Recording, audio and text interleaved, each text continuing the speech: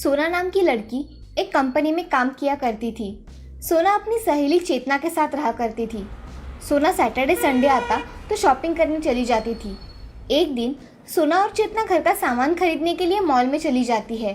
तभी वहाँ सोना चेतना से, चेतना, आज तो मैं बहुत सारी खाने की चीज़ें खरीदूंगी।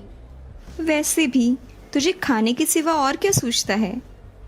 मैं मेरा लूंगी, तू तेरा ले लेना। हाँ चलेगा, अब चलो। ऐसा कहकर दोनों मॉल में चली जाती है। वहाँ जाकर खाने की चीज़ें खरीदने लगती है। तभी सोना की नज़र बिस्किट पर पड़ती है।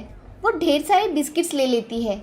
उसे देख एक लड़की उसके पास आती है और सोना से, मैडम आप इधर आइए ना, ये देखिए मैगी ने नया ब्रांड लॉन्च किया है, आप टेस्ट करके देखिए। मुझे मैगी पसंद नहीं है। मैडम आप मैगी एक बार टेस्ट करके देखिए, एकदम फ्री है, पसंद आई तो आप ले सकती है। ठीक है, मैं टेस्ट करके देखती हूँ। ऐसा कहकर सोना मैगी टेस्ट करके देखती है। मैगी इतनी टेस्टी होती है कि उसे और खाने की इच्छा होती है। ये देख सेल्स गर्ल सोना से, मैडम आपको कितने पैकेट चाहिए? मुझे 4 पैकेट मैगी दे दो। आपकी मैगी बहुत ही स्वादिष्ट है। Thank you madam. सोना अब शॉपिंग करके घर आ जाती है। उसे तेज भूख लगने के कारण सोना सोचती है, मुझे कितनी भूख लगी है और घर में खाना भी बनाया हुआ नहीं है। अगर मैं खाना बनाऊंगी तो बहुत देर हो जाएगी। क्यों ना मैं 2 मिनट में मैगी बना लूं? ऐसा सोचकर सोना मैगी का पैकेट निकाल कर देखती है और मैगी बनाने लगती है। उसके आगे मैगी का पैकेट पड़ा हुआ देख सोना कच्ची मैगी मुंह में डाल लेती है। उसे खाकर देखने के बाद उसे उसका स्वाद बहुत पसंद आया। सोना ने थोड़ी कच्ची मैगी खा ली और बाद में पकी हुई मैगी भी खा ली। सोना अब खुद के काम करने चली जाती है। पेट भरने की वजह से सोना थोड़ा आराम करने चली जाती है। अब सोना जब भी ऑफिस के लिए चली जाती थी तभी वो कच्ची मैगी खाकर जाया करती थी। उसे मैगी अब बहुत पसंद आने लगी थी। तभी एक दिन सोना के माता पिता ने सोना की शादी तय कर दी।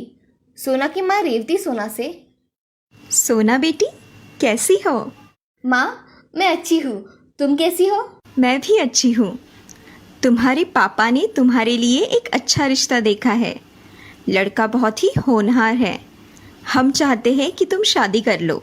माँ, इतनी जल्दी क्या है? बेटी अच्छे रिश्ते बार बार नहीं आते। ठीक है माँ, आप दोनों ने देखा है तो ठीक ही होगा। मैं शादी करने के लिए तैयार हूँ। सच में? हाँ माँ, अब मैं फोन रखती हूँ, मुझे काम करना है। हाँ। ऐसा कहकर सोना फोन रख देती है और ऑफिस चली जाती है। कुछ दिनों बाद सोना की शादी सोहम नाम की लड़की के साथ हो जाती है। सोना बहुत खुश थी। वो अब ससुराल में बहुत अच्छी तरह से रहने लगी थी। वो ससुराल के सारे काम बहुत अच्छी तरह से किया करती थी। एक दिन सोना की सास राधा, बहू बहू, मुझे जरा चाय तो लाना। हाँ माँ जी, अभी लाई। ऐसा कहकर सोना राधा को चाय देकर आती है। तभी सोना को बहुत तेज भूख लगती है तो सोना मैगी बनाकर खा लेती है। ऐसे ही दिन बीत रहे थे। सोना की मैगी खाने की आदत देख सभी हैरान थे। एक दिन सोना कुछ सामान खरीदने चली जाती है और अपने साथ ढेर सारे मैगी के पैकेट लेकर आती है। ये देख राधा सोना से, अरे बहू, तुम आज इतने मैगी के पैकेट लेकर आई हो, इतने कौन खाएगा? माँ जी, मुझे बहुत पसंद है मैगी, इसीलिए मैं लेकर आई हूँ। ऐसा कहकर सोना किचन में चली जाती है। राधा बड़े आश्चर्य के साथ सोना की ओर देखती है और मन ही मन बोलती है, किसी को इतनी मैगी भी पसंद आ सकती है। अब सोना ने वो मैगी के पैकेट कुछ पकाकर और कुछ कच्चे ही खा डाले। वो जब भी भूख लगती थी तो सुबह शाम मैगी ही खाया करती थी। ये देख राधा, ये बहू खाना कम खाती है और मैगी ही खाती रहती है, इसका मैं क्या करूं? ऐसा सोचकर राधा अपने काम में व्यस्त हो जाती है। अब सोना एक दिन घर के काम कर रही थी। तभी उसे एकदम से चक्कर आ गए और वो बेहोश हो गई। ये देख राधा सोना से, अरे बहू, क्या हुआ? आंखें खोलो। तभी राधा अपने बेटे सोहम को फोन लगाती है और उससे कहती है, बेटे तू जल्दी घर पर आ जा, बहू को चक्कर आ गया है, तू जल्दी आ, उसे अस्पताल में भर्ती करवाना पड़ेगा। हाँ माँ, मैं अभी निकलता हूँ। ऐसा कहकर सोहम 5 मिनट में घर आ जाता है और सोना को लेकर अस्पताल में चला जाता है।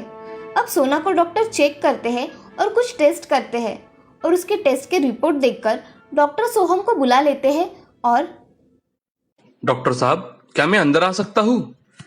हाँ आइए, बैठिए। सोहम डॉक्टर के सामने बैठकर उनसे कहता है कि क्या हुआ है डॉक्टर साहब, क्या बात है? सोहम जी, क्या आप अपनी पत्नी का बिल्कुल ख्याल नहीं रखते? उसके शरीर में मैदा जमने के कारण खून की कमी हो गई है, इसलिए उनको चक्कर आ गए हैं। मगर पेट में इतना मैदा कैसे जमा हो गया?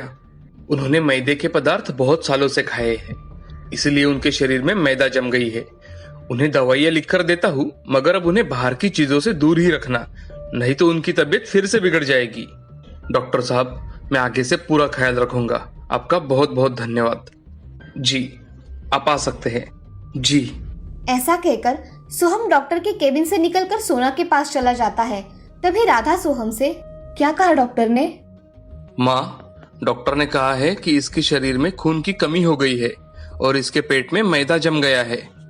अरे बेटे, ये सब ज्यादा और कच्ची मैगी खाने का नतीजा है और कुछ नहीं। माँ, मैं सोना से बात करना चाहता हूँ, तुम जरा बाहर रुको। ठीक है बेटा। सोहम अब सोना के पास आकर सोना से, अरे सोना, कोई बच्चों की तरह इतनी मैगी खाता है क्या? तुम तो कच्ची मैगी खाने के लिए भी कम नहीं करती। अब ऐसे ही चलता रहा तो तुम्हारे पेट में कीड़े पड़ जाएंगे। सोना ये बात सुनकर बहुत दुखी होती है और वो सोहम से, मुझे माफ कर दीजिए, मुझे कच्ची मैगी अच्छी लगी तो मैंने वो भी खाना शुरू कर दिया। अब से मैगी कभी नहीं खाऊंगी। तुम सच कह रही हो ना?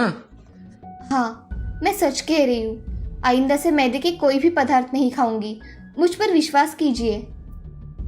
ऐसा कहकर सोना आराम करने लगती है। अब सोहम सोना को अगले दिन घर पर लेकर आता है। अब सोना कभी भी मैगी खाने का नहीं सोचती और सब कुछ हेल्दी फूड खाया करती थी। उसमें ये बदलाव देख उसकी सास राधा भी बहुत खुश हो गई थी। अब वो तीनों खुशी खुशी रहने लगते हैं। इस कहानी से हमें ये सीख मिलती है कि जिंदगी में कोई भी चीज ज्यादा मात्रा में नहीं खानी चाहिए, हमेशा अच्छी चीजें खानी चाहिए। सुंदरपुर नाम के गांव में नंदिनी नाम की एक लड़की अपने पिता के साथ रहा करती थी। नंदिनी के पिता शिवराम में खेती का काम करके अपना गुजारा किया करते थे। नंदिनी छोटी थी तभी उसकी माँ चल बसी थी। तब से शिवराम उसकी अच्छी तरह से देखभाल किया करता था। उसकी हर ख्वाहिश पूरी करने की शिवराम की इच्छा थी। एक दिन गांव में चोर घुस आए थे। वो लोगों के घरों में जाकर जेवर, पैसे आदि लूटा करते थे। एक दिन रात को चोर शिवराम के घर पर आए। वो दबे पांव अंदर आ रहे थे, तभी आवाज आने के कारण नंदिनी की नींद खुल गई और नंदिनी उन्हें सिर्फ देख रही थी। चोर घर का सामान इधर से उधर फेंक रहे थे। उन्होंने पैसे और कुछ जवाहरात जमा किए और वो भागने लगे। तभी नंदिनी ने जोर से चिल्लाई, चोर चोर, पकड़ो पकड़ो। उसकी आवाज सुन शिवराम नींद से उठ जाता है। तभी उसे उसके घर में चोर दिखाई देते हैं। वो जल्दी जल्दी में जोर जोर से पड़ोसियों को आवाज देता है, चोर चोर, पकड़ो, हमारे घर में चोर है। शिवराम की आवाज सुन सभी पड़ोसी नींद से उठ जाते हैं। ये सब देख चोर सब सामान लेकर घर के पिछले वाले दरवाजे से भाग जाते हैं। उनका शिवराम पीछा करता है, मगर वो चोर शिवराम को एक पत्थर उठाकर मारते हैं। वो पत्थर शिवराम के सर पर लगने की वजह से शिवराम वही बेहोश पड़ जाता है। ये देख नंदिनी वहाँ चिल्लाते हुए आती है। तभी सभी चोर वहाँ से भाग गए थे। अब पड़ोसी आकर शिवराम को अस्पताल में लेकर चले जाते हैं। शिवराम को सर पर लगने की वजह से गहरी चोट आई थी। शिवराम दवाइयाँ लेकर पुलिस स्टेशन में चोरी की कंप्लेंट करने के लिए जाता है। शिवराम पुलिस से, नमस्ते साहब। नमस्ते, तुम्हारे सर को क्या लगा है? साहब, मेरे घर पर चोरी हुई है। उसी चोरों ने मुझे पत्थर मारकर जख्मी किया है। मेरी कंप्लेंट लिखवा लीजिए साहब। ठीक है, मगर तुमने चोरों का चेहरा देखा है क्या? नहीं साहब, इतनी रात में मैं उनके चेहरे ठीक से नहीं पहचान पाया। ठीक है, जैसे ही हमें पता लगता है हम तुम्हारा सारा सामान ला देंगे। तुम्हारी कंप्लेंट लिखवा दो। ऐसा कहकर पुलिस कंप्लेंट लिखवाकर अपना काम करने चले जाते हैं। शिवराम अपनी कंप्लेंट लिखवाकर घर चला आता है। घर आते ही नंदिनी बहुत रोने लगी और उसके पिताजी से, पिताजी, उन चोरों का कुछ पता चला? उन्हें कब पकड़ने वाले हैं? नंदिनी बेटा, मैंने पुलिस स्टेशन में जाकर कंप्लेंट की है। पुलिस वाले अब चोरों को पकड़ने ही वाले होंगे।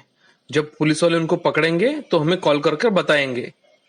ऐसा कहकर शिवराम अपने कमरे में आराम करने चला जाता है।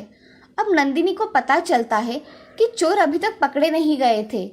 ऐसे ही बहुत दिन बीत जाते हैं, मगर चोरों का कुछ पता ही नहीं चलता। इसीलिए नंदिनी शिवराम से, पिताजी, वो चोर कब पकड़े जाएंगे? मुझे नहीं लगता बेटी कि अब वो चोर पकड़े जाएंगे, क्योंकि अब तक पुलिस वालों ने उन्हें पकड़ लिया होता और अभी तक पुलिस वालों का कोई फोन भी नहीं आया। इसका मतलब पुलिस वालों ने उन्हें नहीं पकड़ा। पुलिस के हाथों वो चोर लगे ही नहीं, वो भाग गए होंगे बेटी। पिताजी, मैं बड़ी बनकर पुलिस अफसर बनूंगी। हाँ मेरी बच्ची, तुम बड़ी बनकर पुलिस अफसर बनना। हाँ पिताजी, मैं पुलिस बनकर चोरों को पकड़ूंगी और उन्हें सजा दूंगी। मैं तुम्हें पुलिस अफसर जरूर बनाऊंगा मेरी बच्ची। ऐसा कहकर शिवराम अपना काम करने चला जाता है। अब नंदिनी उस दिन से बहुत मन लगाकर पढ़ाई करने लगती है। उसकी पढ़ाई की लगन देख उसके पिताजी बहुत खुश हो जाते हैं, मगर घर में चोरी हो जाने के कारण जो कमाया वही खाना पड़ता था। ऐसे ही उन दोनों के दिन बीत रहे थे। कभी कभार उनके खाने के लाले भी पड़ा करते थे, मगर वो दोनों वक्त संभाल लेते थे। अब नंदिनी बड़ी हो गई थी, वो कॉलेज में पढ़ने जाने लगी थी। उसकी पढ़ाई का खर्चा करके शिवराम के पास कुछ भी नहीं बचता था, मगर वो काम करके अपना गुजारा किया करता था। एक दिन शिवराम का रास्ते से जाते जाते एक्सीडेंट हो जाता है। रास्ते के लोग शिवराम को अस्पताल में लेकर चले जाते हैं। तभी पड़ोसी कीर्ति नंदिनी को फोन करके, नंदिनी, मैं कीर्ति बोल रही हूँ। हाँ बोलो कीर्ति, कैसे फोन किया? तुम्हारे पिताजी का एक्सीडेंट हुआ है नंदिनी, तुम जल्दी घर आ जाओ। क्या? मेरे पिताजी का एक्सीडेंट कब हुआ? अभी हुआ है, उन्हें अस्पताल में लेकर गए हैं, तुम जल्दी आओ। हाँ, मैं अभी निकलती हूँ। ऐसा कहकर नंदिनी फोन रख देती है और जल्दी जल्दी घर आने के लिए निकल जाती है। कुछ घंटों में नंदिनी गांव में पहुंच जाती है और वो जल्दी जल्दी अस्पताल में पहुंच जाती है। अस्पताल में उसके पिताजी को देख नंदिनी रोने लगती है। क्या हुआ है पिताजी आपको? ऐसे कैसे हुआ?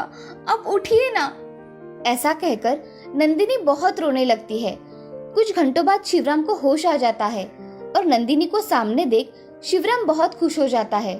शिवराम के ऑपरेशन में बहुत सारे पैसे लगने के कारण नंदिनी गांव के जमींदार के यहाँ चली जाती है।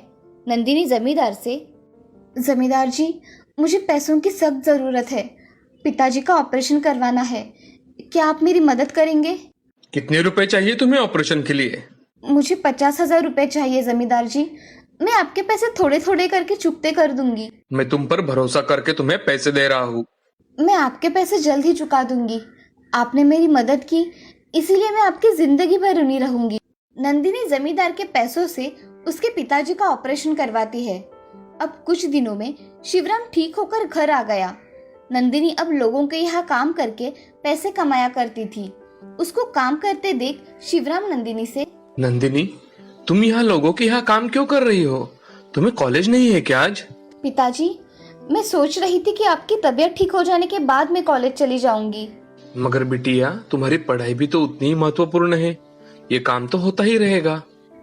पिताजी, मैंने आपके ऑपरेशन के लिए जमींदार से कुछ पैसे कर्ज लिए थे, उन्हें चुकता करने के बाद मैं फिर से पढ़ाई करने चली जाऊंगी। उसकी बातें सुन शिवराम बड़ी सोच में डूब जाता है। तभी शिवराम नंदिनी से, नंदिनी, तुम मेरी वजह से यहाँ मत रुको, मैं वो पैसे चुकते कर दूंगा।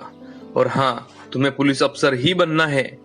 पिताजी, थोड़े दिन बाद मैं पढ़ाई करने जाने ही वाली हूँ और मैं यहाँ रुककर भी पढ़ाई कर ही रही हूँ। ठीक है, तुमने ठान ही लिया है तो ऐसा ही होगा। ऐसा कहकर शिवराम चुप हो जाता है। अब नंदिनी लोगों के यहाँ काम करके अच्छे रुपए कमाया करती थी। कुछ दिनों बाद शिवराम ठीक हो गया, वो फिर से काम करने लगा था। ये देख नंदिनी बहुत खुश हो गई और दोनों बाप बेटी ने जमींदार का कर्जा सिर्फ 6 महीने में चुकता कर दिया। अब नंदिनी कुछ दिनों बाद फिर से पढ़ाई करने कॉलेज चली जाती है। वहाँ वो पुलिस अफसर बनने की तैयारी भी कर लेती है। अब ऐसे ही दिन बीत रहे थे। कुछ दिनों बाद नंदिनी के पेपर हो गए। नंदिनी अच्छे गुणों से पास हुई थी और उसका कॉम्पिटिटिव एग्जाम में नंदिनी प्रथम क्रमांक से पास हुई थी। ये देख शिवराम बहुत खुश हो गया था। कुछ दिनों बाद पुलिस का सिलेक्शन हुआ। उसमें मैदानी परीक्षा में नंदिनी पात्र हुई और उसे पुलिस अफसर की पोस्ट मिल गई। नंदिनी अपने पिताजी से, पिताजी, मैं आज पुलिस अफसर बन गई, मेरा सपना आज सच हो गया। बेटी, तुमने मेरा सपना आज सच कर दिया, मैं बहुत खुश हूँ तुम्हारे लिए। ऐसा कहकर शिवराम के आंखों में आंसू आ गए थे। उसकी बेटी आज पुलिस अफसर जो बनी थी, नंदिनी उस शहर की सबसे होनहार और होशियार पुलिस अफसर थी, जो हर बुरे काम रोका करती थी और गुनहगारों को सजा देती थी। शिवराम भी अपनी बेटी के साथ खुशी खुशी अपनी आगे की जिंदगी व्यतीत करने लगा था। आज शिवराम की मेहनत रंग लाई थी, उसके कष्टों का फल आज उसे मिला था। इस कहानी से हमें ये सीख मिलती है कि जिंदगी में हमेशा कठिन परिस्थिति का डटकर सामना करना चाहिए। हर बुरे समय के बाद अच्छा समय भी आता है। कठिन समय में धैर्य से काम लेना चाहिए और अथक परिश्रम करने चाहिए।